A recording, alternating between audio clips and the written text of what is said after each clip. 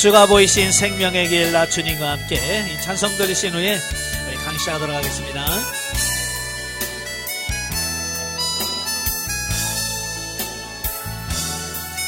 주가 보이신 생명의 길 나 주님과 함께 상한 마음을 들이며 주님 앞에 나가리. 그러음이 되신 그 이름 예수, 나의 길이 되신 이름 예수. 나의 길 오직 그 강하신 하나님, 나를 날려다신 후에 내가 성금같이 나오리라. 아멘. 기도하겠습니다. 은혜로우신 아버지, 은혜와 사랑을 진심으로 감사합니다. 정금은 그냥 나오는 것이 아니라 많은 연단의 과정을 거쳐서 나옵니다. 다윗을 만드셨던 그 하나님이 우리를 만들어 가시고 하나님 앞에 정금 같은 신앙으로 세워지는 우리가 될 수 있도록 도와주옵소서. 오늘 사무엘상의 말씀을 같이 나눌 때 성령께서 우리 지각을 열으셔서 잘 깨달아질 수 있도록 성령님 도와주옵소서. 시종을 주님께 맡겨오며 예수님의 이름으로 감사하며 기도합나이다. 아멘.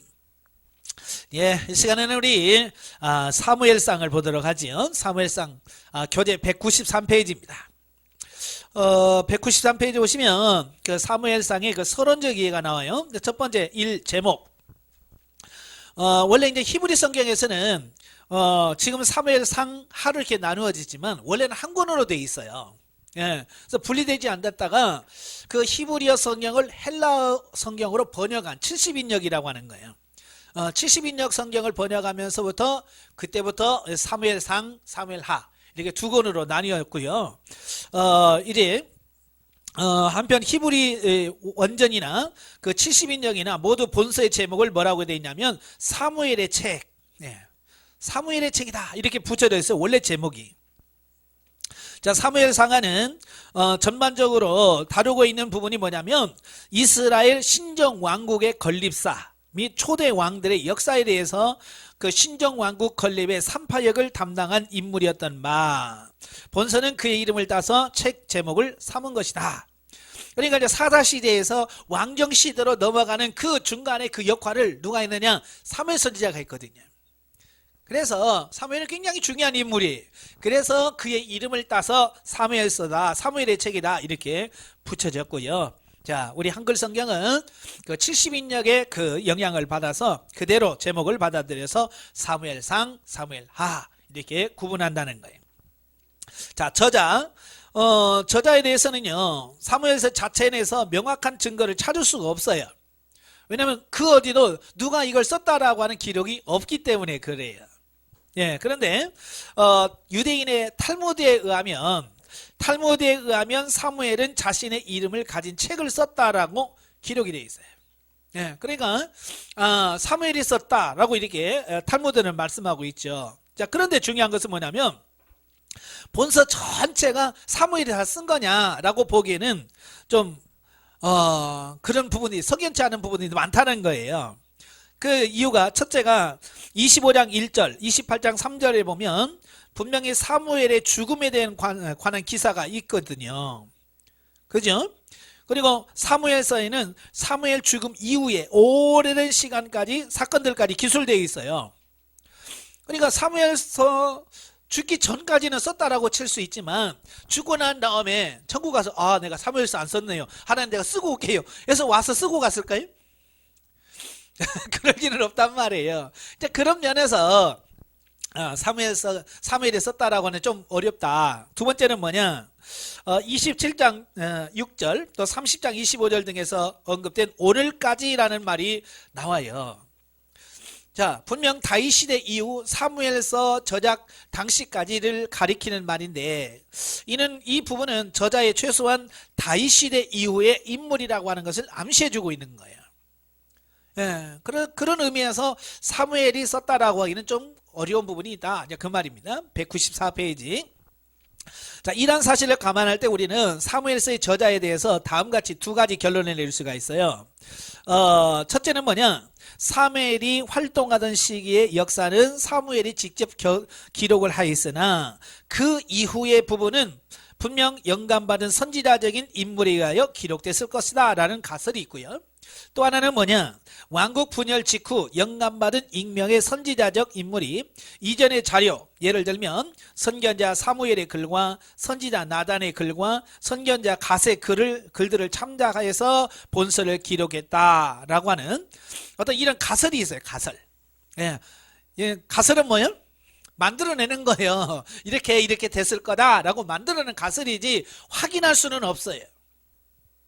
자, 그런데 우리가 이제 알 수 있는 것은 이제 본서의 저자가 다윗 시대 인물인 나단 선지자라든지 갓 선지자일 경우가 꽤 우리가 그런 이런 경우가 있을 수 있다라고 우리가 볼 수 있는 거죠. 왜냐하면 나단 선지자나 갓 선지자는 그 다윗에 대해서 너무 잘 알고 있는 사람들 있잖아요. 그죠? 갓 선지자 같은 경우는 그 다윗이 사울 왕에 쫓겨다닐 때부터 그 다윗 옆에서 돕고 협력하고 하나님의 말씀을 받아서 전해주는 그 역할을 했거든요. 나단 선지자는 나중에 다윗이 그 실소했잖아요. 그때 책망도 하고 나중에 솔로몬에게 대를 승계할 때도 큰 역할을 하고요. 자, 그런 의미에서 나단 선지자가 가능성이 크다라고 이렇게 볼 수 있겠지만 정확한 것은 어떻게 해야 돼요? 천국 가서 물어봐야 돼요. 제가 강의하면서 많은 분들에게 좀 부탁을 했거든요. 저보다 천국 먼저 가시거든. 꼭 먼저 가서 알아보고 저한테 문자 주라고 그러는데 그분들이 안 가셨는지 아직 연락이 없어요. 혹시 여러분 중에서 혹시 저보다도 먼저 가시는 분이 계시거든. 꼭 가서 하나님한테 물어보세요. 사무엘상 누가 썼어요? 라고 물어보신 다음에 저한테 문자를 꼭 보내주시길 바랍니다. 네. 그 다음에 이제 세 번째 기록 연대와 장소. 이거 언제 기록했을까? 저자를 알면 연대를 하기가 쉬워요. 그죠?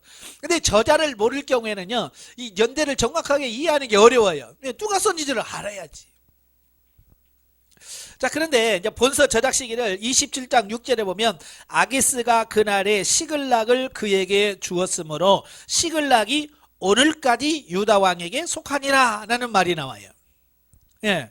자, 그런데 여기서 오늘까지라고 하는 말은 분명히 다윗이 블레셋 왕 아기스로부터 시글락이란 성읍을 받은 이후, 그러니까 사무엘서가 기록될 당시에 유다 왕까지를 뜻한 말로, 이는 곧 본서가 솔로몬 사후 이스라엘 통일 왕국이 남북으로 갈라진 때 이후에 기록됐을 것을 강력히 시사하는 말이에요. 예. 아울러 본서 전체를 관찰해 볼 때 저자는 분명 북왕국 이스라엘의 수도 사마리아의 함락과 그들의 포로 유수에 대해서는 전혀 몰랐던 것 같다. 왜냐하면 이런 중요한 사실인데 하나도 안 썼거든요. 그러니까 아마 이 저자는 그 북이스라엘이 멸망한 것은 모르는, 그러니까 그 이전에 기록됐을 가능성이 크다라고 하는 거예요. 그래서 이제 좀 더 좁혀보면 그 저작 시기를 그 남북으로 분열된 BC 930년, 남북으로 이스라엘이 갈라지잖아요. 그때가 930년인데 그때부터 사마리아 성이 함락된 때가 BC 722년이거든요. 그러니까 아마 그 사이에서 기록됐을 가능성이 크다. 자, 그렇게 볼 수 있죠.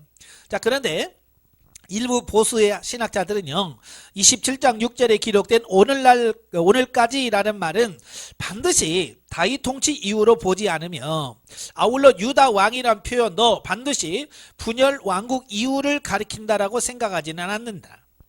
즉 그들은 사무엘하 2장 10절 또 11장 11절 24장 1절 등에 근거하여서 다윗 시대에도 유다와 이스라엘을 구분하는 용어가 있었다고 보는 거죠. 또한 그들은 사무엘서에서 다윗의 죽음에 대한 기사가 없다는 데에서 주목합니다. 자, 결론적으로 그들은 사무엘서가 이스라엘 왕정 이후 다윗의 통치 기간 그 중에 기록됐을 것이다 라고 우리가 볼 수 있습니다. 자, 그 다음에 이제 중요한 게 뭐냐면 기록 동기와 배경이에요. 왜 썼냐? 쓴 이유가 뭐냐? 이제 그걸 아는 것이 중요하거든요. 뭐든지 그래요. 어떤 말을 들어도 어떤 배경에서 어떤 목적으로 그 말을 했냐 이걸 아는 게 중요하거든요. 그러니까 사무엘서가 어떤 동기로 어떤 배경 속에서 썼느냐라고 하는 부분을 우리가 주는 그 영향이 크거든요. 그래서 그걸 아는 게 중요한 거예요. 자, 본서는 남북 왕국이 분열된 직후에 각각에 소속되어 있는 모든 이스라엘 백성들에게 이스라엘이 본래는 하나님의 택하신 한 민족임을 깨닫게 해주고 급변하는 역사 속에서 역사를 주관하시는 하나님의 주권적 섭리를 증언함으로써 그분에 대한 순종의 여부만이 국가는 물론 각 개인의 성공과 실패의 시금석임을 증언하고자 기록된 것이다. 그러니까 이래 통일왕국 시대, 그리고 다윗과 솔로몬 시대는 하나였잖아요. 그때만 해도 이스라엘 백성들은요 긍지와 자부심을 가졌어요. 작지만 위대한 나라였거든요. 그런데 솔로몬이 죽고 나서 그 이스라엘이 남북으로 이렇게 쫙 나눠져 버렸어요. 남북으로 나눠지면서 국력이 반으로 뚝 떨어지는 거예요. 힘이 떨어지는 거죠. 그러니까 이 백성들이 의기소침하는 거죠. 바로 그러고 있을 때에 그 하나님의 주권, 이 모든 것을 하나님이 이끌어 가신다. 그런 부분들을 백성들에게 전함으로 하나님에 대해서 더 순종하고 하나님을 믿도록 하도록 하기 위한 목적을 가지고 쓰기 시작했다라고 하는 거예요. 특히 본서는 그 사무엘 시대를 끝으로 모세, 여호수아 시대는 물론 사사 시대까지 유지되어 온 신정체제가 비록 외형적으로는 왕정체제로 바꾸었으나 그 과정에서 하나님은 사무엘을 통해 주기적으로 이스라엘의 왕을 택하시고 또 그를 당신의 뜻에 대한 순종을 기준으로 폐하시거나 세우시거나 하심으로써 결국은 이스라엘 왕정체제가 세워진 것도 그리고 유지되는 것도 오로지 하나님의 뜻에 의하여 되는 것임을 보여주고자 한다. 예. 그러니까 우리 이제 선거할 때마다 늘 고민이죠. 누구를 찍어야 되지? 어떻게 되지? 잘못 찍으면 우리나라가 어떻게 되나? 이 염려가 많이 되죠. 그러나 더 깊이 들어가면 이런 거예요. 이 나라를 붙들고 계신 분이 누굴까? 하나님이란 말이에요. 하나님이라고 하면 설령 내가 원하는 바로 되지 않아도 우리가 안심할 수 있는 것은 뭐예요?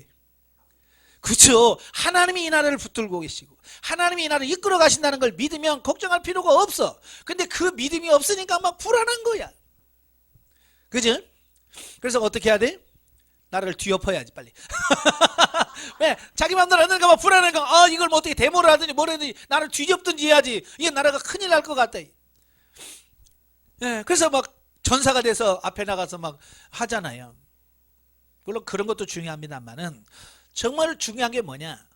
이 우주 만물의 역사를 누가 주관하시느냐? 이스라엘 백성도 그러잖아요. 나라가 잘 되다가 나라가 두쪽으로 쫙 쪼개져가지고요 서로 막 싸우고 그러니까 백성들이 마음이 어떻겠어요? 야, 이러다 망하는 거 아니냐? 이러다가 어떻게 큰일 나는 거 아니냐라고 그럴 때에 하나님이 왕을 세우시고 그를 폐하시기도 하고 세우시는 과정을 통해서 하나님이 이 나라를 이끌어 가신다. 그러니까 나라가 두 쪽 나도 염려하지 마라. 하나님이 너희를 이끌어 가신다. 이걸 확실하게 그들에게 보여주시려고 하는 목적이 있다는 거예요. 자, 즉 본서는 이스라엘 정치체제가 외면적으로는 신정체계에서 왕정체제로 바뀌었으나 이것은 실제적으로는 신정적 왕정체제가 된 것으로 내면으로는 한 분 하나님의 통치가 계속된 것임을 주지시키기 위해서 기록되었다는 겁니다. 그러니까 정치체제가 바뀌었잖아요. 그 전에는 신정체제예요. 그래서 하나님이 사사를 세우든지 이렇게 해서 그들을 통해서 역사를 해갔죠. 그런데 이제 갑자기 왕을 세워졌잖아요. 그러니까 시대가 완전히 바뀌어버린 거예요. 그러니까 백성들의 마음은 어때요? 불안할 수 있죠. 야, 이거 혹시 잘못되면 어떡하지? 그럴 때 야, 걱정하지 마라. 그 사사 시대도 내가 함께했고 왕정 시대도 내가 함께하고 내가 너희를 통치하는 거야. 그 하나님이 통치하신다는 그 변함없는 사실을 전해주는 거예요. 그러니까 오늘 이 시대에 살고는 우리들에게도 굉장한 유익과 힘이 돼. 막 이걸 못 믿으면 불안할 수밖에 없잖아요. 그죠? 가끔 유튜브 보면 꼭 나라가 곧 망할 것 같고요. 그죠? 막 공사나 될 것 같고 막 이런 불안감에서 막 떤단 말이에요. 물론 그런 가능성이 전혀 없는 건 아니에요. 그러나 제가 믿는 것은 뭐냐? 이 나라를 하나님이 다스리시고 이끌어 가신다는 거. 그러니까 불안하다가도 아버지 그러면 불안할 게 없어져 버리는 거예요. 네, 하나님이 하시는데. 사도 바울이 로마서에서 뭐라고 그래? 권세자를 누가 세웠냐? 하나님이 세웠다.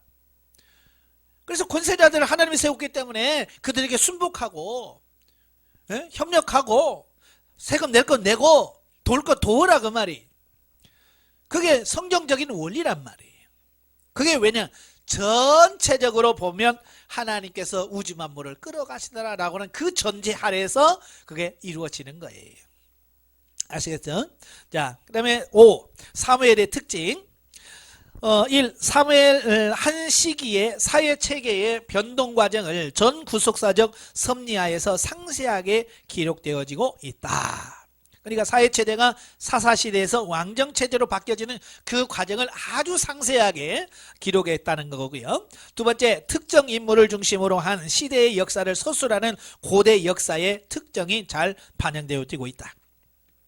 그러니까 옛날에는요 역사를 다 누구를 중심으로 한 인물을 중심으로 쭉 써 내려갔거든요. 과거 고대 역사 기록 그 특징이 그대로 나타나고요. 세 번째, 고대 건국 설화 등에서 흔히 볼 수 있는 민족 영웅 등에 대한 과장이나 미화 없이 사실 그대로 기록되었다라고 하는 거예요. 나라마다요 건국 신화가 있어요. 우리나라도 단군 신화가 있지. 예, 단군이 원래 곰이었는데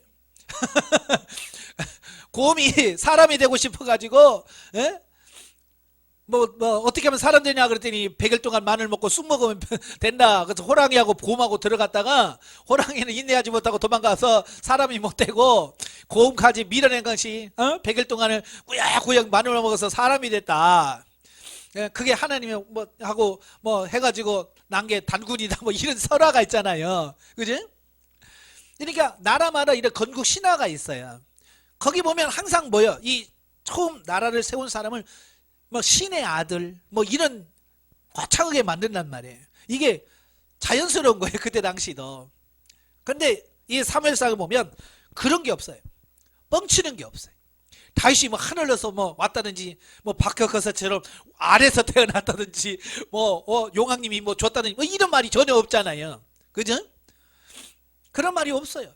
그리고 그들이 실수하면 이들이 실수하면 안 되지. 바세바 사건 기록하면 안 돼. 왜? 건국 아이고 깨져 안 돼. 그게 아니라나요. 그 실수하더라 그대로 기록한 거예요. 이게 특징이라고 말이에요. 이게 성경 보면 어느 분들이 그래요. 아니 이게 무슨 성경이냐? 성경에 뭐 이런 말이 나오냐?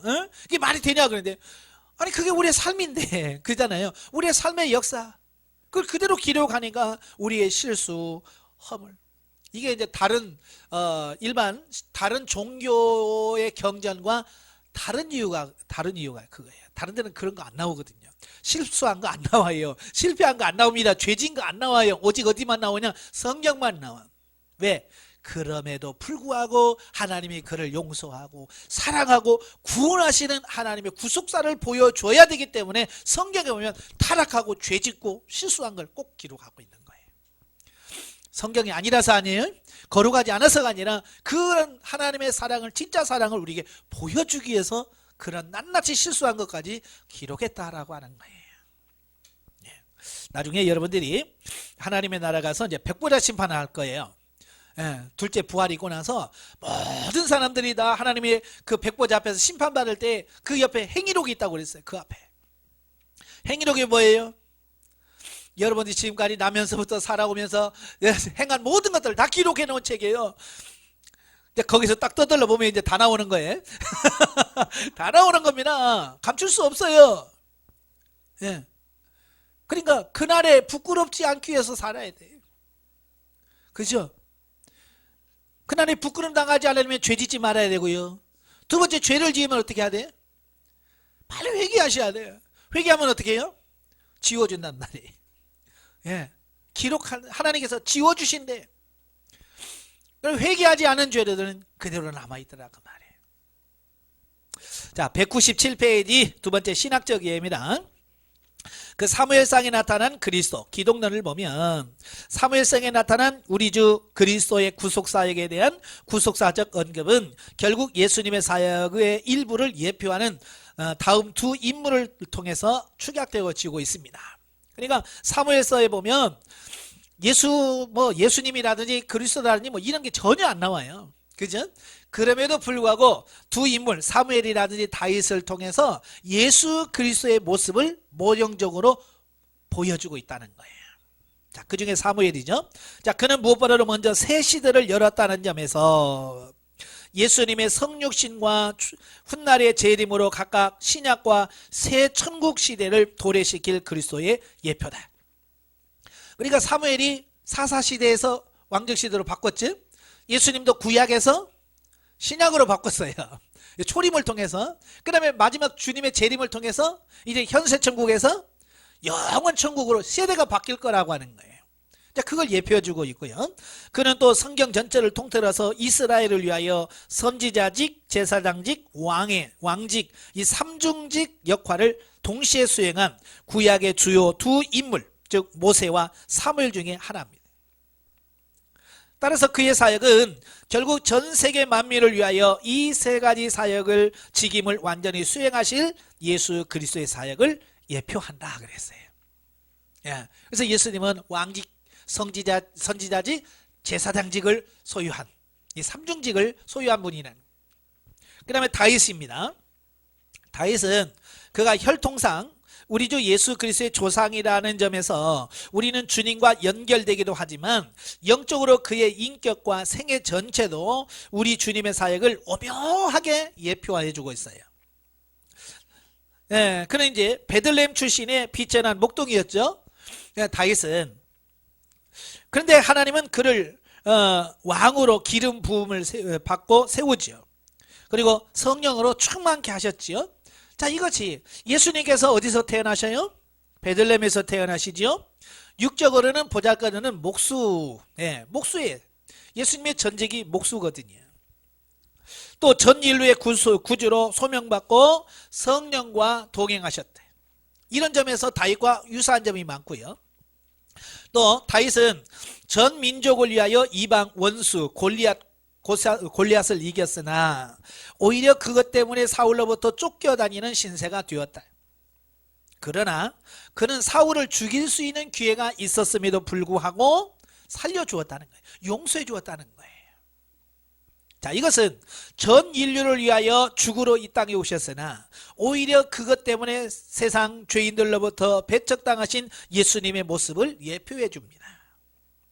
그리고 예수님도 완전한 사랑으로 죄인들을 용서해 주실 것을 예표합니다. 예? 다윗이 사울왕을 두 번씩 죽일 기회가 있었으면 살려주잖아요. 그죠? 예수님도 마지막 십자가를 지면서 뭐라고 그래요? 용서해 주십시오. 저들이 몰라서 그럽니다. 네, 다윗도 용서의 사람이요, 예수님도 용서의 사람. 자, 이런 부분에서 다윗은 예수 그리스도를 예표하는 인물이라. 또 세 번째로 특히 다윗의 도피 생활을 집중적으로 묘사한 21장부터 31장의 내용은 훗날에 예수님께서도 그러시죠. 여우도 굴이 있고 공중의 새도 거처가 있으나 오직 인자는 머리 둘 곳이 없다라고 토로하시면서 전국을 순회하시면서 원수들의 눈초리를 피해야 했던 상황과 일맥상통하다 그랬어요. 그죠? 그래서 공감복음이면 예수님도 유대인들을 피해서 갈릴리로 가시기도 하시고 광야로 들어가시기도 하시고, 자, 그런 모습이 마치 다윗이 사울왕을 피해서 광야를 유리했던 것과 매우 유사하다. 자, 그러나 다윗은 천신만고의 도피 생활을 하나님의 도우심으로 이기고 마침내 왕으로 등극하여 위대한 치세를 하게 된다. 이건 역시 우리 주님이 십자가에 달려 죽으셨으나 오히려 부활하셔서 영원한 메시아가 되심을 예표한다. 자, 이런 걸 보면 기가 막히게 맞아 들어가잖아요. 그러니까 이것은 하나님은 다윗을 통해서 예수님의 모습을 미리 보여주었기 때문에 그게 가능하다라고 이렇게 볼 수 있는 거예요. 자, 그다음에 이제 사무엘상의 주제들 보시면, 자, 본래 한 권이었던 사무엘서는 전반적으로 이스라엘 신정 왕국의 건립사를 보여줍니다. 자, 그 중에서 상권인 본서는 특히 하나님이 택하신 선민이요 구약교회인 이스라엘이 세운 언약 국가가 신정체계에서 왕정체계로 전환하는 변혁기에 처하여 하나님이 당신의 구속사적 섭리로 간섭하셔서 결국 신정왕국의 건설로 이끌어가신 하나님의 섭리의 역사를 보여주고 있다. 이런 본서가 갖고 있는 특히 강조하는 주제들을 살펴보면, 첫째, 본서는 하나님께서는 심지어 택한 이스라엘 백성들의 그 정치체계의 변화까지도 전적으로 참여하셔서 결국 그 백성도 모르는 사이에 당신이 원하시는 신정왕국으로 유도해 가심을 보여준다. 예, 그러니까 이스라엘 백성들 전혀 모르고 있지만 하나님께서는 다 뒤에서 준비해 가시고 예정해 가시는 거예요. 그러니까 하나님은 이 이스라엘 백성들이 왕을 달라고 할 것을 이미 다 하셨어요. 그죠? 그래서 모세를 통해서 신명기에서 나중에 왕을 세울 때는, 예?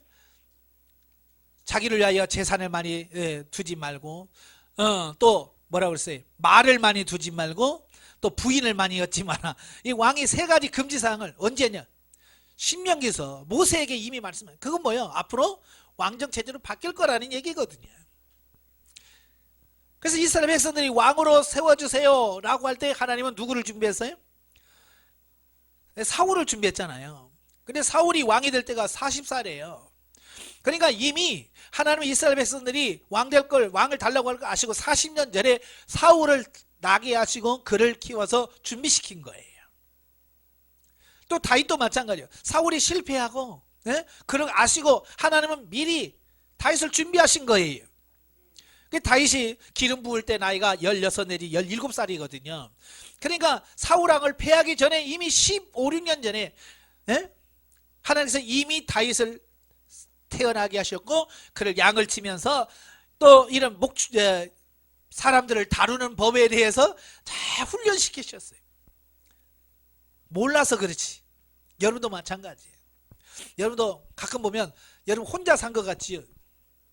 여러분 혼자서 뭐 다 결정하고 한 것 같지? 아니, 하나님께서 여러분을 이끌어 가시고 역사하신 거예요. 저도요 이걸 예전에는 잘 몰랐거든요. 제가 다 하는 줄 알았어요. 모든 걸 제가 결정하고 제가 판단해서 제가 하는 줄 알았는데 하나님께서 저에게 보여주신 부분이 있었어요. 그게 제가 87년도 제가 신학교 1학년 때에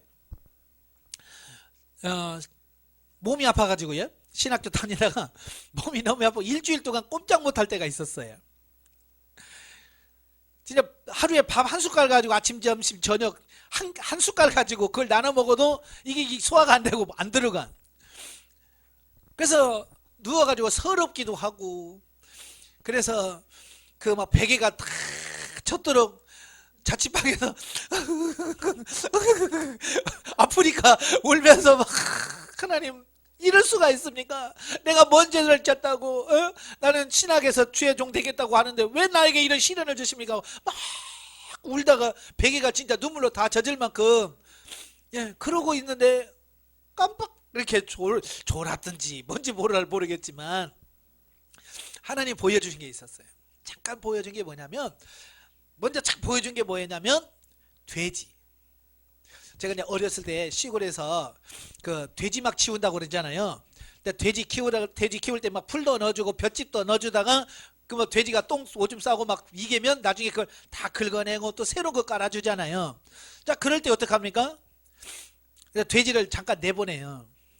그죠? 근데 제가 막내니까, 내가 어리니까 할 수 있는 게 뭐냐면, 못 나가게 막대기 들고 작대기 하나 들고 이제 밖으로 나가면 힘들잖아요. 그러니까 대문 앞에서 딱 기서가지고 못 나가게 막 지키는 거야. 나가려고 막 때려서 못 나가 하고 그럼 이제 다 치우고 나면 이제 볏짚 새로 깔면 이제 다시 이제 집어 넣는 거죠. 근데 돼지가 가라 그러면 가요? 안 가죠. 그렇죠. 결국은 맞아야 돼. 근데 결국은 나중에 돼지막에 들어가서 보면 등짝에 줄이 몇 개씩 가 있어. 예. 그렇지만 결국은 들어가 있어요. 그걸 탁 하나님께서 멋쩍 보여주는 거예요. 아, 내가 저렇구나. 내가 돼주구나. 그냥 알아서 가. 그럴 때 예 하고 가면 안 맞잖아. 그죠? 근데 자꾸 딴짓으로 가니까 하나님은 그게 아니야 라고 해서 치고, 그래도 안 들으니까 또 한 대 치고, 그러니까 결국 돼지막에 들어가서는 빨간 줄이 몇 개씩 쫙쫙 가 있는 거예요. 그러니까 여러분의 인생 중에 빨간 줄 몇 개 갔어요? 그렇잖아요. 지금까지 살아오면서 그 줄이 많아요. 그걸 보여주고 나서 또 잠깐 탁 필름이 확 바뀌는데 뭐냐면, 제가 어렸을 때부터 지금 그 자리에 누워있는 데까지 그 지나온 과정을 그냥 영화처럼 쭉 지나가는 거예요. 태어나는 것부터 시작해가지고 성장해서 쭉 가서 지금 오늘까지 가는 과정을 순간적으로 쭉 보여주는데 뭐냐면, 네가 한 줄 아느냐? 내가 너를 인도했다. 그러시는 거예요. 사실 학교를 선정할 때도 누가 설정했냐면 내가 결정했어요. 내가 이 학교 갈 거야. 그렇죠? 제가 군대 갈 때도 해병대 갔거든요. 꼭 가야 될 것 같아. 그래서 집안에 저희 어머니랑 왜 그 고생하는데 왜 가냐. 저희 형님들도 왜 편하게 가지 왜 또 그 고생하려고 왜 거기 가. 근데 이상하게 막 이 안에서요 가야 될 것 같은 어떤 부담감이 막 와요. 그래서 아 그래도 갈 거야.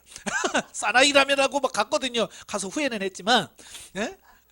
근데 그게 내가 결정해서 간 줄 알았거든요. 근데 그때 딱 하나님께서 보여준 게 뭐냐면, 내가 인도했어. 너 연약한 심성, 약한 것들 바꾸기 위해서 내가 그곳에 보내줬다. 야, 하나님께서 그걸 쫙 보여주십니다. 하나님께서 나의 인생을 나는 지금까지 내가 결정하고 내가 판단해서 내가 고집 피워서 간 줄 알았거든요. 근데 하나님께서 그걸 하셨다는 거예요. 그걸 다 인정시켜 주더라고요. 아 그렇구나. 하나님이 다 하시는구나. 나는 그때 몰랐거든요. 하나님께서 그렇게 인도하시는데 몰랐거든요. 여러분도 몰랐죠? 오늘날 이 자리에 여러분이 와서 이 훈련 받을지 누가 알았어요? 몰랐죠. 예. 뭐 1, 2년 전만 해도 여러분 뭐 있다는 말도 못 들었죠. 이런 것이 있다는 사실도 몰랐을 거예요. 근데 하나님께서 여러분을 다 불러서 훈련받게 하시고 알게 하시고, 기가 막힌 하나님의 은혜 아니에요. 바로 이걸 쭉 설명해 주고 있는 거예요. 예. 지금도 하나님께서 이와 같이 너에게를 인도하고 있단다. 두 번째, 사무엘, 사울, 다윗에 대한 본서의 기록에서 볼 수 있듯이 하나님은 한 개인의 출생과 성장 및 활동 그리고 죽음까지 그 모든 재반 과정을 주관하셨다. 예, 1번하고 좀 비슷해요. 한 사람이 태어난 거 그냥 태어난 게 아니에요. 사무엘이 태어날 때 하나님께서 애 못 낳게 하시고, 뭐 한나가 뭐 몸에 이상이 있어서 못 낳은 게 아니잖아요. 단지 하나님께서 태문을 딱 닫아서 못 낳아. 그러니까 아무리 해도 안 되는 거예요. 근데 하나님께서 탁 여니까 되는 거예요. 이걸 통해서 그냥 애기도 그냥 나는 게 아니에요. 여러분이 잘나서 나는 게 아니에요. 하나님께서 그렇게 하셔야만 되는 거예요. 예.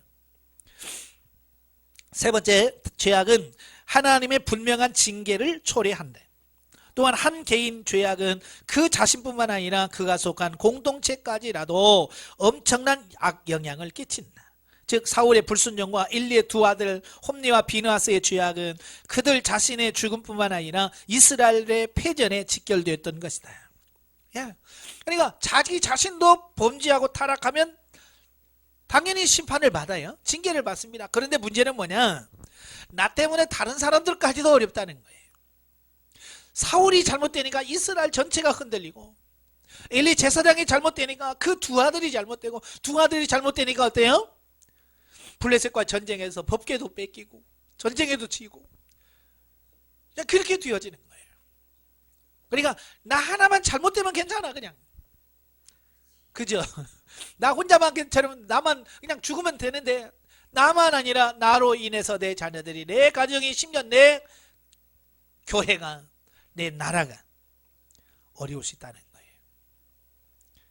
그래서 우리가 하나님 앞에 바르게 살아야 되는 이유가 바로 거기 있어요. 네 번째는 뭐냐?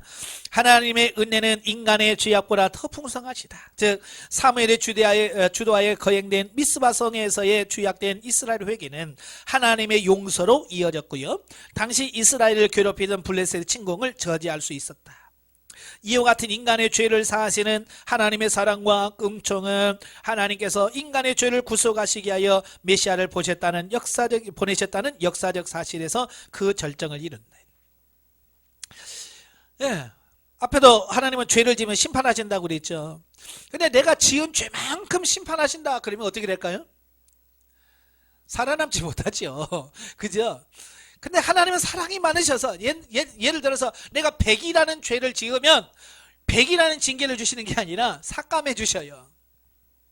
100이라는 죄를 지으면 30이나 20만큼 징계하셔요.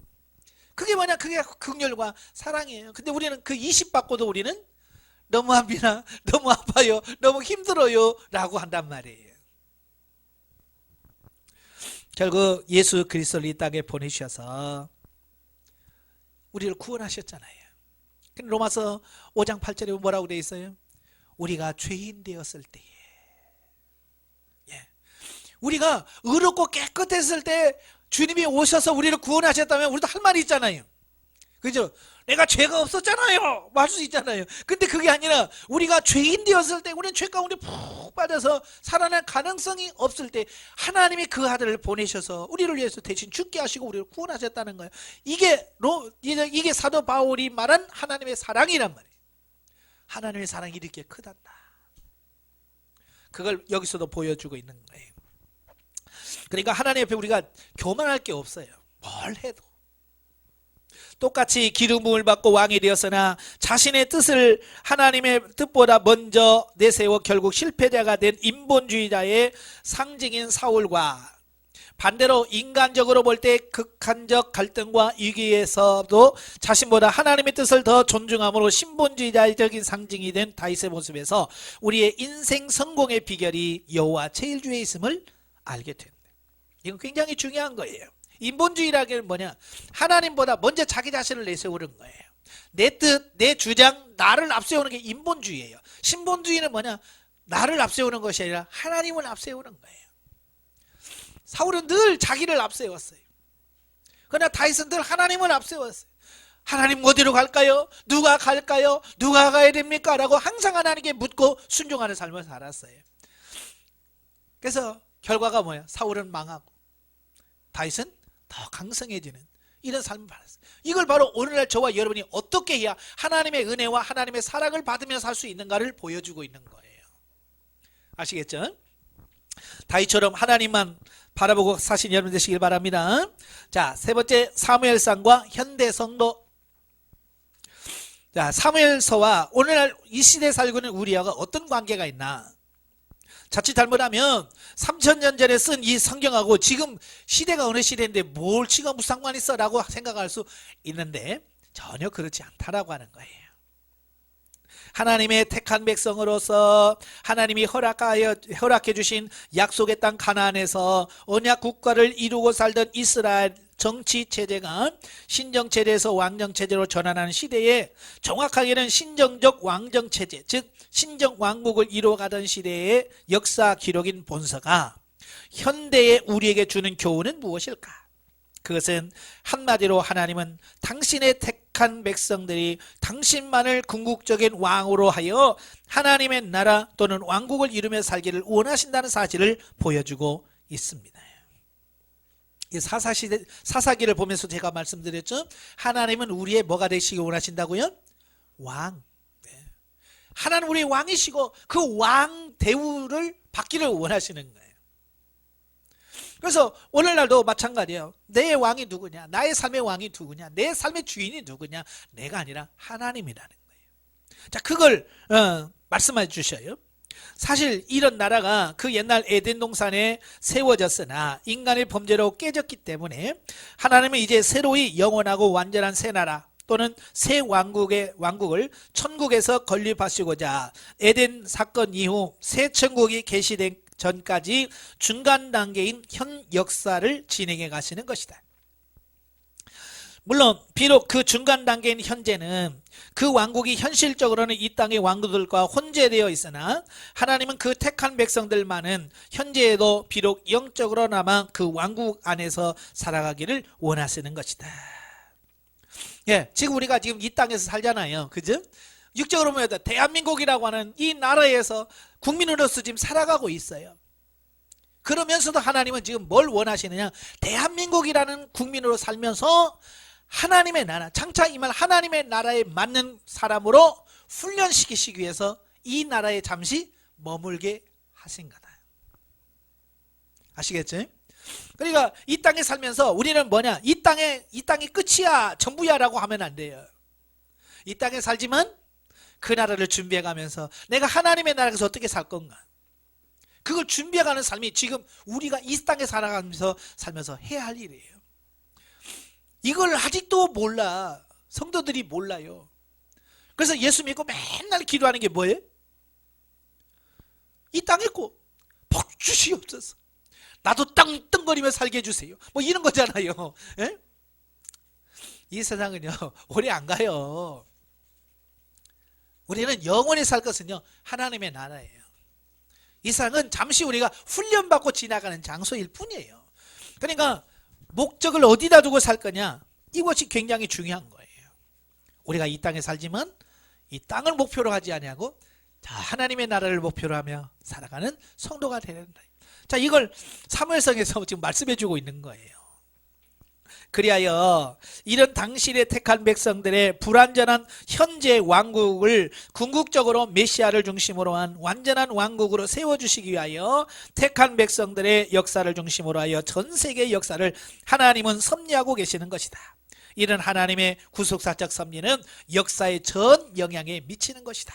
또한 하나님은 본서에서 특히 강조되듯이 그것이 비록 신정체계이든 왕정체대이든 외적 형식에 구애받지 않으면서도 당시의 백성인 우리에게 영원한 행복을 주시기 위하여 우일의 유일하신 참 왕으로서 지금도 섭리하고 계신다는 사실이죠. 이건 우리가 인정을 하든 인정하지 않든 이건 그대로 됩니다. 예. 내가 대한민국에 살든 중국에 살든 일본에 살든 그게 중요한 게 아니에요. 하나님이 지금 내가 어느 곳에든지 우리를 다스리고 계시고 우리는 그분을 나의 왕으로 모시고 왕으로 모시고 그분의 지도 인도하심을 받아서 살아가는 삶이 되어야 된다는 것을 오늘 이 말씀을 하고 계시는 거예요. 자, 넘겨서 구속사적 이해를 봅니다. 자, 구속사적 이해, 하나님 나라라고 하는 성경 전체를 꿰뚫는 구속 역사의 맥은 사무엘을 통해서도 발견할 수 있다. 자, 특히 본서는 우리에게 신정 왕국의 설립이라는 메시지를 제공하죠. 자, 오래전부터 하나님의 계획은 당신 백성의 마음과 생활 속에서 당신이 통치하시는 왕국을 건설하시는 것이었다. 그러니까요, 하나님은요, 처음 이 지구를 만들 때부터 뭐냐면 하나님이 통치를 받는 그 하나님의 왕국을 건설하려고 했던 것이 하나님의 원래 계획이에요.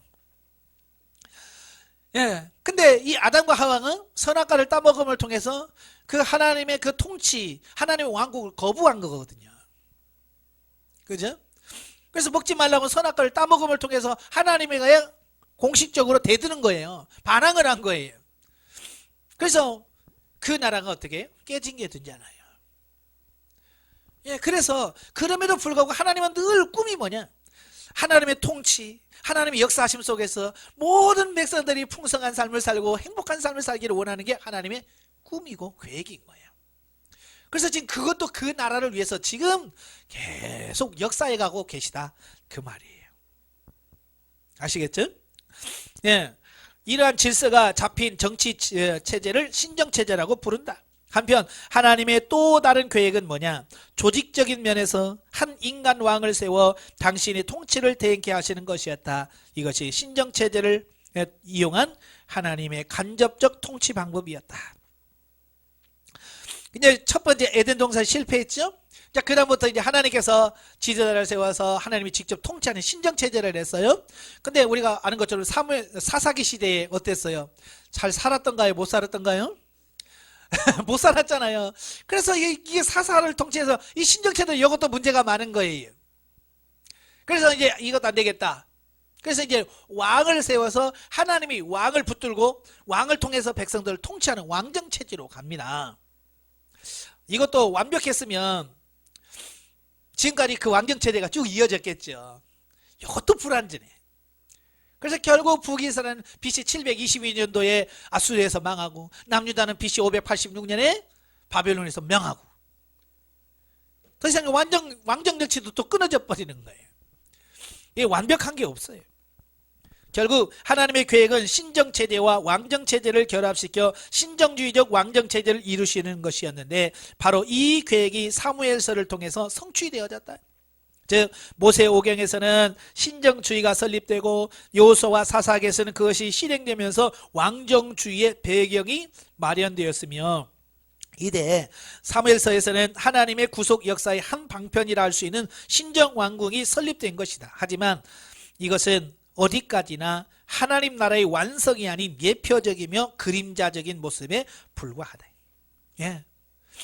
근데 이스라엘의 그 역사를 우리가 쭉 봐야 되는 이유가 뭐냐면 이건 이스라엘 역사이기 때문이 아니에요. 하나님이 그 이스라엘 역사를 통해서 하나님의 뜻을 이루어 가시기 때문에 그 역사를 보면서 하나님께서 이렇게 이끌어 가시는구나 이걸 보라는 얘기예요. 그걸 못 보면 성경 보나마나예요. 아시겠죠? 하나님께서 이렇게 이스라엘을 통해서 이렇게 역사해 가시는구나. 그러면 우리나라도 이렇게 역사하시겠네? 더 나가서 나도 이렇게 이끌어 가시겠네? 라고 하는 사실을 깨달아야 돼. 이게 구속사를 알아야 되는 거예요. 그러니까 오늘날 이 현대 크리스찬들이 왜 신앙생활을 제대로 못하냐면 이 하나님의 구속사를 제대로 이해를 못하는 거예요. 예, 이 구속사를 이해를 못해요. 그러니까 겨우 한다는 것이 복 주세요 그러잖아요. 예, 기복신앙으로 쑥 빠져버렸어요. 예, 그래서 잘 되면 하나님 복 받았네 그러고 조금 안 되면 뭐라고 그래? 징계 받았고 저주 받았네 그러고 예? 맨날 그러고 있어요 지금. 이게 얼마나 한심해요. 그래서 우리가 빨리 거기서 벗어나야 돼. 그런 사고 체계에서 살던 우리의 삶이 좀 벗어나서 성경이라고 하는 구속사 속에 들어가서 하나님께서 이 시대에 이렇게 역사하셨고 또 이렇게 하셨구나. 그러면 오늘날도 하나님께서 이렇게 하시기를 원하시네. 그래서 하나님의 뜻을 깨달아서 순종해가는 그 삶이 되어야 돼요. 자, 열왕기에서 이 신정왕국이 몰락되고 포로 생활이 시작됨으로써 그것이 예표적인 모습에 불과했다는 사실이 분명히 드러납니다. 여러분 이게 완전했다면 망해서는 안 되죠. 그죠? 신정체제가 완전했다면 왕정체제가 올 필요가 없죠. 근데 안 됐단 말이에요. 완전하지 않아요. 그래서 왕정체제를 해요. 그럼에도 불구하고 또 그것도 완전하지가 않다. 그래서 예표적인 모습에 불과하다는 거예요. 그래서 완전한 신정왕국은 신약 성경에서 볼 수 있듯이 대망의 메시아 기름 부음 받은 자신 예수 그리스도에 의해서 이루어질 것이다. 다만 우리는 사무엘서의 주의 세 인물인 사무엘, 사울, 다윗을 둘러싸고 전개되는 생생한 한 시대의 역사를 통하여 구속사적 진전 과정을 배울 수 있으며 또한 이러한 하나님의 섭리의 손길을 통하여 역시 오늘날 우리의 시대에 이루어가시는 신정왕국의 실천적 원리를 이해할 수 있다. 예. 그러니까 사울, 다윗을 보면서 하나님이 원하시는 그 왕국이 어떤 나라인가? 사울처럼 지 맘대로 막 하나님 시킨 대로 안 해요. 자기 맘대로 하면 이건 아닌 거예요. 아시겠죠? 오늘 이 시대가 마찬가지예요. 하나님께서 우리의 저와 여러분에게 뭘 원하시든지 다윗이 순종하듯이 아멘하고 순종할 때 모든 것이 잘 되어가는 이 부분을 우리에게 가르쳐주고 있어요. 예. 그래서 여러분도 철저하게 하나님의 말씀에 순종하며 사는 삶이 되어지길 바라요. 예. 그러니까 지금까지 신앙생활 하듯이 그런 식으로 하면 절대로 안 됩니다. 아시겠죠? 이전에 살던 그 방식대로 살면 망해요. 아시겠죠? 바뀌어줘야 돼요. 변화돼야 돼요. 변화 안 되면 의미 없어요. 그러려고 하니까 뭐 해야 돼? 영적 이해를 정확하게 이해를 해야 돼요. 자, 204페이지. 자, 우리가 하나님의 말씀을 영적 이해로 살펴보는 이유는 실제적으로 영적 실제를 이해하는 데 도움을 얻기 위해서이다. 왜냐하면 영적 실제는 우리들이 실제적으로 변화를 받고 생활 속에서 느끼며 주님이 이루어 놓으신 구원의 역사가 우리에게 실질적으로 효험이 되기 때문이다. 그러니까 성경은 문자적으로 기록이 되어 있지만 살아 역사하는 진리의 말씀이에요. 예, 히브리서 4장 12절에 뭐라고 했어요? 하나님 말씀은 살아있고 운동력이 있다고 그랬잖아요. 우리의 심령 골수를 찔러 쪼갠다고 하잖아요. 말씀은 살아있어요. 아시겠죠? 그래서 우리가 문자적으로 아는 것도 중요하지만, 예, 문자적으로 이해하는 것도 중요하지만 더 중요한 건 뭐냐? 그게 영적인 의미로 뭘 의미하느냐. 예, 영적인 의미가 정확한 뭔 줄을 알아야 돼. 그래야 영적 삶을 살아갈 수가 있는 거예요. 왜 우리가 신앙생활을 그렇게 많이 해도 왜 영적인 삶이 안 나오느냐? 이 영적인 삶에 대해서 이해를 못하니까 그러는 거예요. 아시겠죠? 예, 그래서 여러분도 영적인 부분을 꼭 이해를 하셔서, 예, 영적인 삶을 사셔야 돼요. 자, 첫째, 가나안 땅. 안식. 안식의 의미. 여러분, 안식하면 생각나는 게 뭐예요? 안식이라는 글자 딱 들으면 생각나는 게 뭐예요? 그냥 편하고 그냥 쉬고 그냥 아무 일도 안 하고 막 이런 걸 생각하잖아요. 자, 벌써 이제 거기서부터 이제 우리가 이게 달라지는 거예요. 예.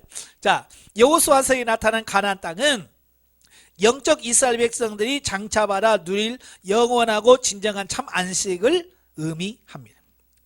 예. 그러니까 이스라엘 백성들을 이끌고 가나안 땅에 들어갔잖아요. 근데 이게 완성된 게 아니에요. 영원한 게, 완전한 게 아니라 앞으로 이루어져 갈 참된 안식을 예표하는 거예요. 그림자예요. 모형으로 보여주는 거예요.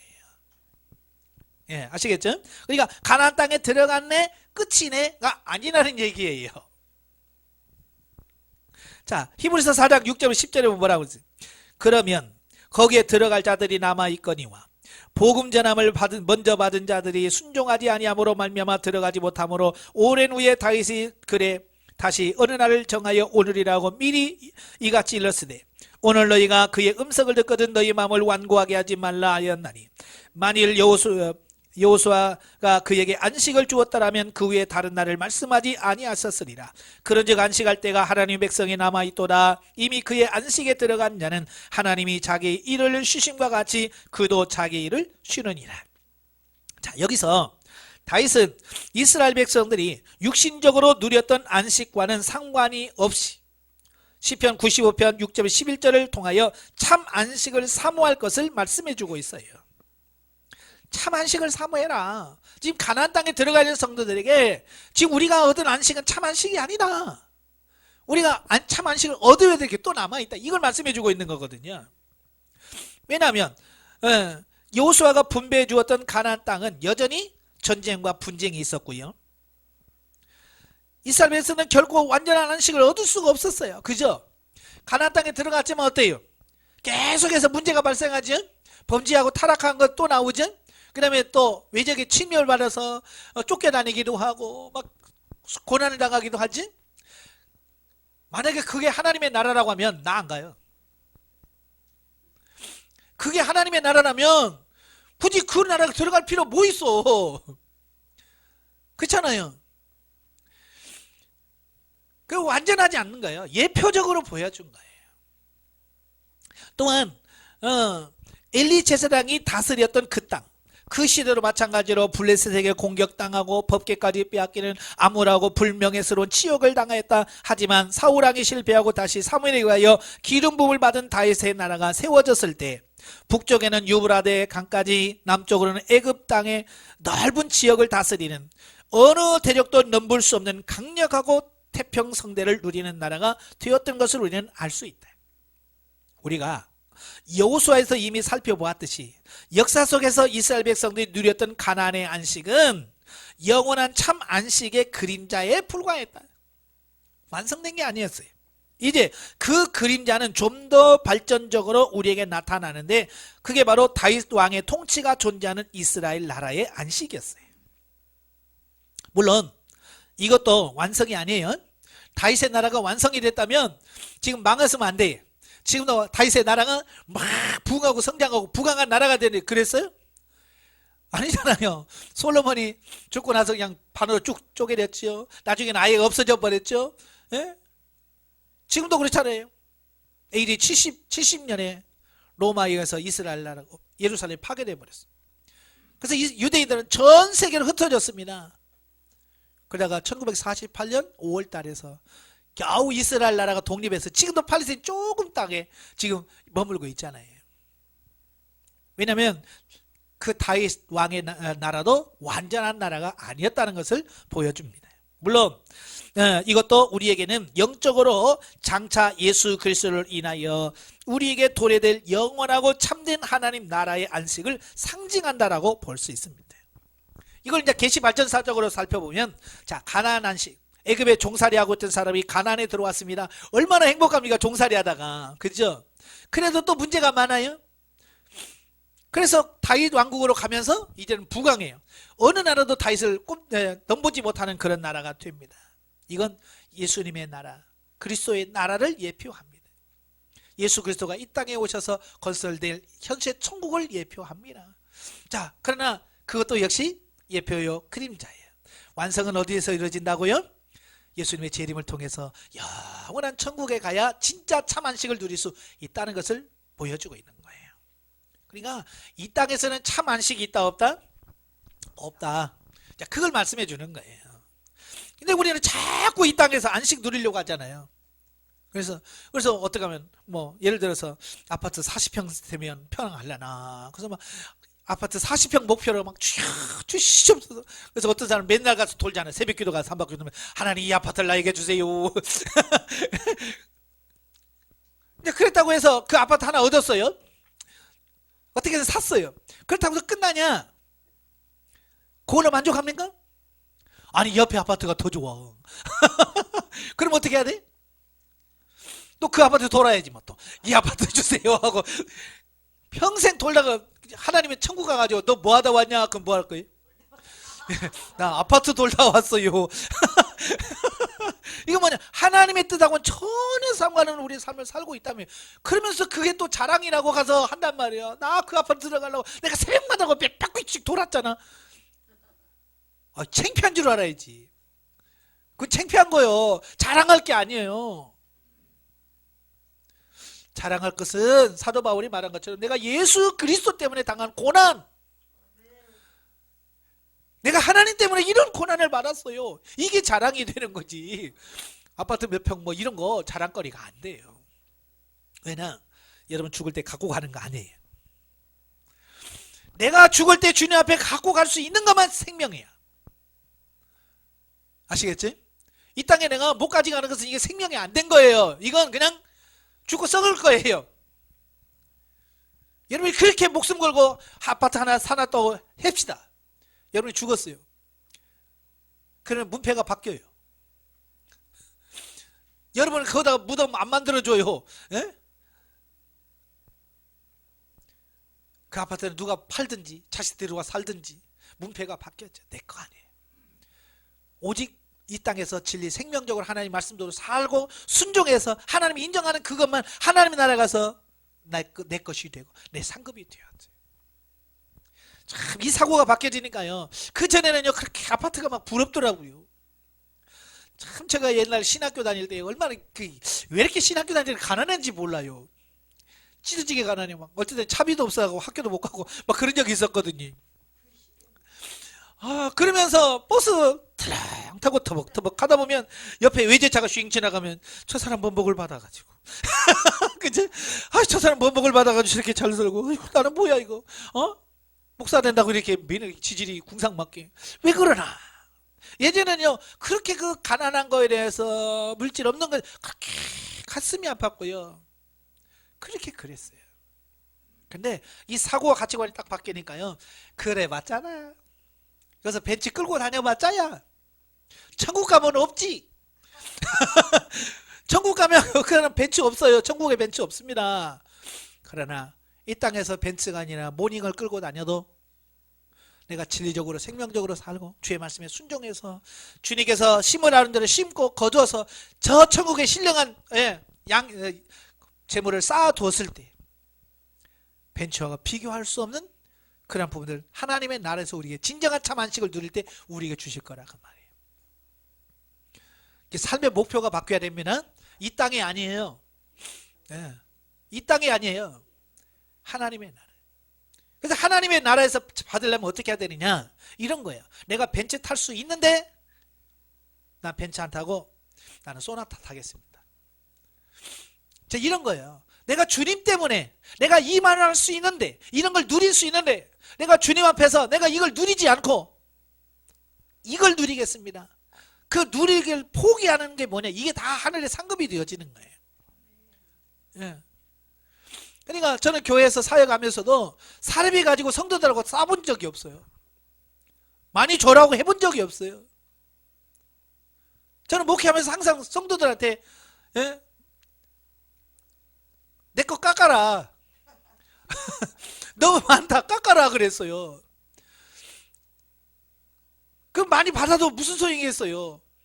왜냐, 내가 예를 들어서 내가 500을 받아야 되는데 300을 포기하고 200을 받아요. 그러면 내가 포기한 300이 없어지는 게 아니에요.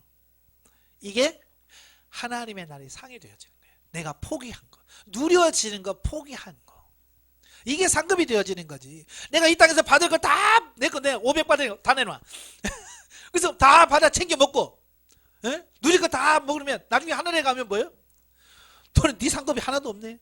세상에서 다 받아 먹었네. 그게 문제가 돼. 여러분도 마찬가지예요. 누릴 거 다 누리고 먹을 거 다 먹고 그렇게 살고 천국 가서 뭘 하겠어요. 내가 먹을 수 있지만 먹는 걸 포기하고, 예를 들어서 내가 뷔페 가서 5만 원짜리 먹을 걸 1만 원짜리 먹고 4만 원 선교합시다. 그게 뭐냐, 그게 4만 원이 뭐 심는 거예요. 하늘의 상급이 되어지는 거예요. 내가 가난해서 1만 원짜리 먹는 게 아니에요. 나는 분명히 5만 원짜리 먹을 수 있는 능력이 있어요. 그럼에도 불구하고 하나님의 나라를 위해서 내가 포기하는 거예요. 옷, 내가 1,000만 원짜리 옷 입을 수 있어요. 그런데 그걸 포기하고 시장에서 2만 원, 3만 원짜리 입어. 그럼 나머지는 뭐예요? 그걸 가지고 선교하고 구제하고 이럴 때 그게 상급이 되어지는 거예요. 아시겠죠? 그래서 좀 주를 위해서 좀 궁상맞아야 돼요. 나를 위해서 궁상맞지 말고. 그래서 이걸 주를 위한 청빈의 산. 지금 그게 안 되어 있잖아요. 예. 남이 아파트 사면 나도 사야 되고, 남이 1,000만 원짜리 뭐 사면 나도 1,000만 원짜리 사야 되고, 예? 똑같이 하려고 하니까 문제가 안 돼요. 자, 두 번째, 참 안식은 어떻게? 하나님께서 우리에게 허락하신 참 안식은 우리들이 적극적으로 하나님의 뜻대로 순종하고 복종할 때 얻어진다. 참 안식은요, 뭘 얻어서 이루어지는 게 아니고 내가 하나님의 말씀대로 적극적으로 순종하고 복종할 때 얻어진다는 거예요. 그러므로 안식은 단순히 누구로부터 주어지는 것이 아니라 그 안식을 얻기 위하여 힘쓰고 애쓰는 자가 누리게 된다. 예. 안식은요, 누가 안식 누려, 그게 아니란 말이에요. 내가 주님 앞에 가서 힘쓰고 애쓰고 말씀대로 살려고 하고 복종하는 것만큼 누려줄 수 있다는 거예요. 자, 다윗의 통치를 받았던 이스라엘이 태평성대를 누릴 수 있었던 것은 하나님의 택한 자, 사무엘을 통하여 기름 부음을 받은 다윗이 왕이 되어 하나님 말씀대로 온전히 순종하고 복종했을 뿐만 아니라 그 백성들이 하나님이 세우신 왕에게 온전히 순종하고 복종했기 때문이다. 예? 다윗 왕 때 그렇게 태평성대를 누릴 수 있는 것은 그냥 된 게 아니라는 거예요. 다윗이 하나님의 말씀대로 살아가려고 그렇게 몸부림치고 그런 결과로 얻어진 거라는 거예요. 다윗의 통치하에 이스라엘이 누렸던 풍요와 안식은 오늘날 택함 받은 백성들이 적극적으로 성령님의 지도와 인도를 따라 행함으로 누리게 되는 현세 천국의 안식을 영적으로 보여주고 있는 거예요. 그러므로 하나님의 택한 백성들은 반드시 성령의 기름을 받고 변화를 받아 그분의 지도 인도대로 순종하고 복종하여 삼일째 하나님과 연합되는 삶을 살아야 할 것이다. 정말 내가 참 편안한 게 뭐냐면, 사실 예를 들어서 이런 거예요. 누가 저를 목사님 식사 한번 해요. 그래서 막 한 끼에 막 10만 원짜리 20만 원짜리 먹으면 얼마나 제가 편안하겠어요? 불안합니다. 저는 불편해요. 그냥 저 가서 5천 원짜리 6천 원짜리 그냥 순댓국 먹자는 게 제일 편해. 막 몇만 원짜리 막 자기들 막 한다고 하는데 불편해. 근데 제일 내 마음이 평안할 때가 언제냐? 하나님의 말씀 하신 대로 순종했을 때 이 안에서 누려지는 평안, 기쁨, 안식은 요거는 말로 어떻게 표현할 수가 없어요. 예. 그게 하나님의 나라에 들어가서 누릴 참 안식의 모형이에요. 이 땅에서. 근데 그것도 뭐냐? 맛보는 거예요. 맛보는 거. 이야, 이렇게 좋다. 하나님 순종했더니 이렇게 평안하네. 그게 끝이 아니잖아요. 그것도 내가 불순종하면 또 파딱 없어져요. 왜냐하면 이 땅에서 누리는 것은 맛보는 거지 완전한 게 아닌 거예요. 완전한 것은 어디냐? 하나님 나라 가야 돼. 예. 개인적으로 일찍 죽어서 가든지 나중에 주님이 빵빵하고 와서 다 들림 받든지, 그때 이후에 참 안식이 있고, 지금 우리는 맛보는 거예요. 맛보는 거예요. 여러분 이마트나 뭐 홈마트 뭐 그런 데 가보면 맛보고 가세요 하고 조금씩 찍어주잖아요. 아 이게 코딱지만한 그거. 근데 어때요? 그거 좀 먹고 아 맛있다 냠냠냠냠 그래서 그 맛있다고 하잖아요. 그 조금 먹고 맛있다고 하잖아요. 우리가 지금 그 맛보는 평안한 것은 뭐냐? 하나님 나라에서 주는 그 많은 것에 일부 조금 주고도 맞습니다. 그러니까 뭐예요? 이 맛만 봐도 이렇게 행복하고 좋은데 그걸 통째로 먹을 때는 얼마나 맛있겠나.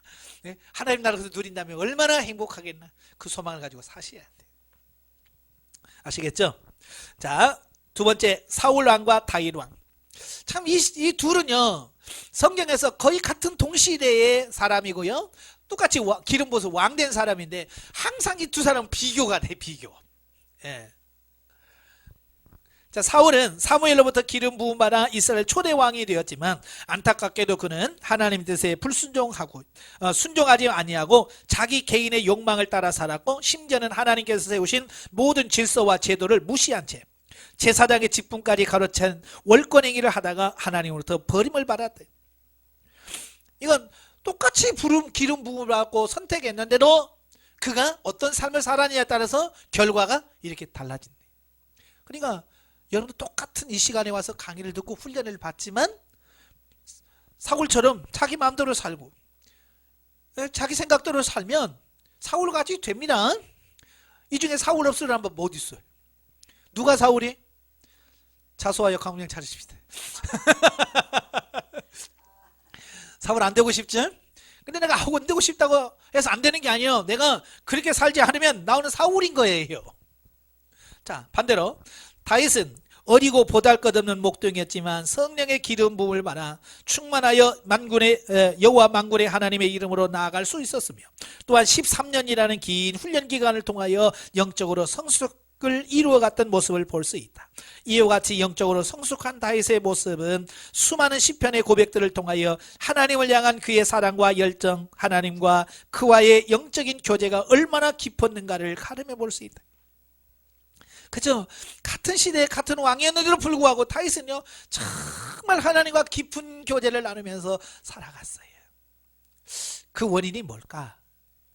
순종하는 삶이었어요. 근데 그 순종이 하루아침에 이루어진 게 아니에요. 13년이나 그 어려운 고난의 과정, 훈련의 과정을 거치면서 변화되어진 결과다. 제가 늘 그러죠. 훈련 없이 된다 안 된다? 안 된다. 그러니까 예수 믿으면서 편하려고 하면 돼야 안 돼요? 안 돼요. 예수 믿고요 고생할 생각을 해야 돼. 영성훈련 받고요 고생할 생각해야 돼요. 그냥 아예 나는 영성훈련 받고 나는 죽었다라고 생각하면서 훈련을 받고 그렇게 되어졌을 때 다윗이 변화되어진 것처럼 우리의 삶이 바뀌어져요. 왜 사람들이 왜 안 되냐면 이 훈련을 자꾸 기피하는 거예요. 피하려고 하는 거예요. 물론 다윗도 뭐 그 13년 동안 뭐 좋아서 훈련받은 거 아니에요? 두 번이나 블레셋으로 도망가요? 예? 그죠? 나중에 나옵니다. 블레셋 두 번이나 도망가고요. 또 모압 땅으로 도망가기도 해요. 그때마다 하나님께서 야 돌아가. 그래서 돌아가고 죽을 뻔하니까 아이고 여기다가 죽겠다고 얼른 도망가고 뭐 이런 과정들을 거쳐요. 그러면서도 하나님 말씀도 살고 노력하고 그래요. 그래서 다윗이 된 거예요. 예. 그래서 제발 여러분 평탄한 길 달라고, 예? 평탄한 길 달라고 기도하지 마시고요. 하나님 욕과 같은 시련을 나에게 주시옵소서. 다윗과 같은 그 훈련을 나에게 주시옵소서. 왜? 그 과정을 통과해야 다윗이 되는 거예요. 네. 우리는 욕심만 잔뜩 있고요. 훈련은 안 받아요. 그러니까 안 되는 거예요. 그러니까 다윗이 쓴 시편들의 기사들 보세요. 그냥 책상머리에 앉아가지고 어떻게 쓸까 뭐 해서 쓴 게 아니에요. 그 시편은요, 그가 삶 속에서 그냥 고난받고 죽을 고비에 들어갔다가 막 살아나고 하는 과정 속에서 여호와는 나의 목자시니 내가 부족함이 없으리로다. 예, 만약에 다윗이 편안한 왕국에서 이걸 썼다고 치면 사람들이 뭐라고 하겠어요? 네가 왕이니까 그런 소리 하지. 예? 네 걱정은 네가 무슨 걱정해서 그랬을 거예요. 근데 그것은 그 시가 거기서 나온 게 아니잖아요. 사울왕에서 쫓기면서 들판에 가서 쪽잠을 자면서 이슬 맞아가면서 자면서 그러면서도 여호와가 나의 목자시니 내가 부족함이 없다. 이 고백이 나오기를 원하는 거예요. 돈이 많아서 행복합니다 라고 말하는 거 하나님 원치 않으셔. 내가 돈이 없어 먹을 것이 없어도 하나님 나는 하나님 때문에 행복해요. 하나님은 원하는 게 그거예요. 아시겠지? 또 시편 119편 67편 71절에 고난당하기 전에 내가 그릇 행하였더니 이제는 주의 말씀을 지키나이다. 고난당하는 것이 내게 유익이라. 이로 말미암아 내가 주의 윤례를 배우게 되었나이다. 그랬죠. 우리는 지금도 고난 이 곧다만 들어도 그러잖아요. 근데 이 다윗은 뭐라고 그랬어요? 고난이 내게 유익이라. 고난이 내게 복이라 그랬잖아요. 왜? 당시에는 힘들었지만 그 고난을 통해서 내가 주의 윤리를 배우게 되고 내가 하나님의 말씀대로 살 수 있는 자가 되었다는 거예요. 그것 때문에 그는 고난이 유익이라고 말하는 거예요. 가끔 유튜브에 보면 고난이 복이라고 하는 사람 막 욕하고 티크 막 그러게 뭐 그거냐고 말하는 사람들 보면 정말 답답하고 그래요. 제가 말하는 게 아니에요. 성경에서 다윗이 그 고난을 통과한 다윗이 말하는 거예요. 고난이 내게 유익이라고요. 고난이 내게 복이라고요. 그러므로 사울왕이 외적으로 능력은 있었지만 불순종하고 교만한 탓으로 멸망당했던 반면에 다윗왕은 순종의 제사를 드리고 거룩하고 인격적인 삶을 삶으로 성령의 열매를 풍성히 맺어 원수까지라도 사랑할 수 있는 예수님과 방불한 사람이 되었다. 예. 그러니까 어찌 보면 사울왕은요 외적으로 보면 굉장히 좋아요. 키도 다른 사람보다 어깨 위가 크고요. 누가 봐도 와 멋있다 인정할 만한 사람이었어요. 근데 문제는 뭐예요? 하나님 말씀도 순종 안 한 거예요. 외적으로 아무리 좋아 무슨 소용이 있어요. 비록 다윗 같이 어렸지만 순종할 때 하나님 그들을 들어 쓰신 줄로 압니다. 예. 그러므로 다윗에게 임한 성령 충만을 영적으로 바라보면 택함받은 백성들이 성령의 역사를 통하여 영적으로 거듭나고 성숙 장성할 뿐만 아니라 외적인 은사도 충만히 받아 하나님을 절대적으로 의지하고 신뢰하면서 하나님 말씀대로 사는 삶을 보여주는 것이다. 성령 충만해야 됩니다. 자, 그 다음에 세 번째가 왕이에요.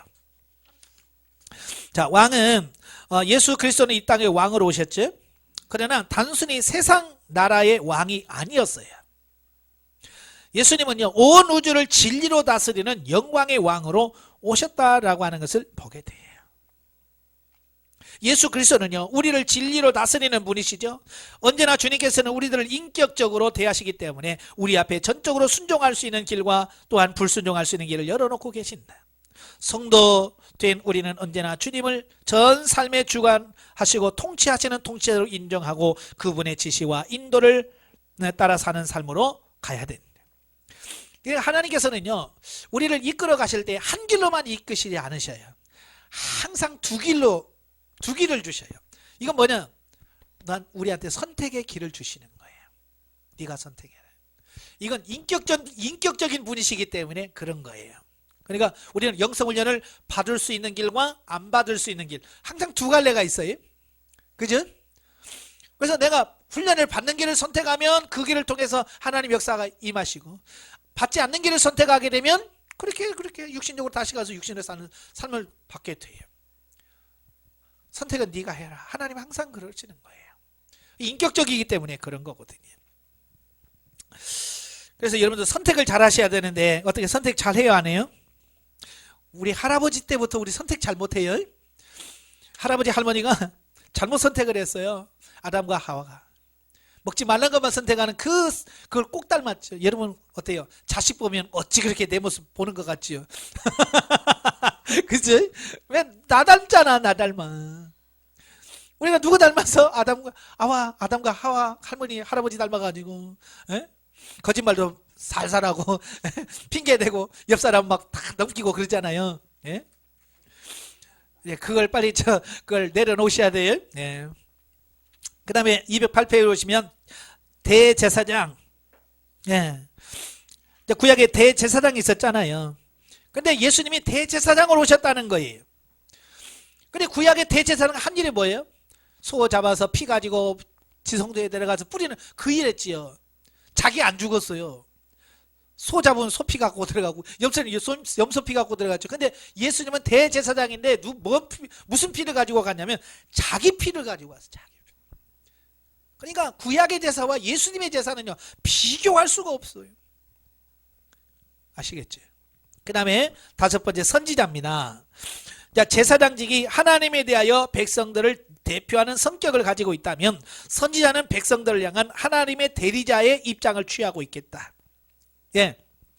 그래서 제사장은 뭐냐면 사람 편에서 인간을 대표해서 하나님 앞에 가서 하나님 용서해 주세요. 이게 제사장이에요. 근데 선지자는 뭐냐? 하나님한테 너 가서 백성들이 이 말을 외쳐라. 그래서 하나님을 대표하는 사람이 누구냐? 선지자예요. 그래서 선지자의 말은 곧 누구의 말이에요? 하나님의 말씀이죠. 선지자는 왜? 하나님의 메신저예요. 말씀을 전하는 자, 선포하는 자, 전하는 자. 그러니까 청와대에 가면 누가 있냐면 대통령 대변인이 있어요. 청와대 대변인이 있어요. 이 대변인은 뭐냐면 그 대통령을 대신해서 나와가지고 이렇게 국정을 이렇게 할 겁니다. 예? 어떤 문제가 있어요. 이렇게 할 겁니다. 그 대변인은 누구 말을 전해야 되는 거예요? 그렇죠. 대통령이 회의를 통해서 결정해서 이렇게 이거 내 뜻이니까 이거 해라. 그러면 그대로 전해야 돼요. 근데 가다가 이거 마음에 안 드네. 그래서 대변인이 바뀌면 돼요, 안 돼요?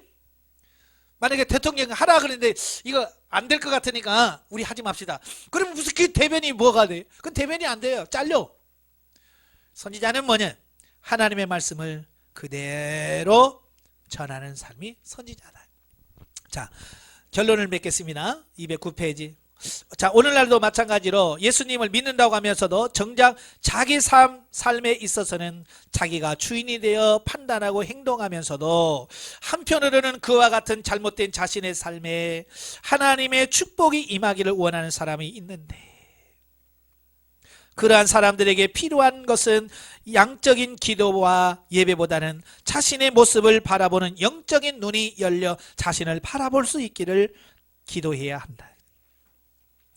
오늘 보면 그렇게 맡겨놓은 것처럼 죽여주시옵소서. 언제 맡겼냐고요.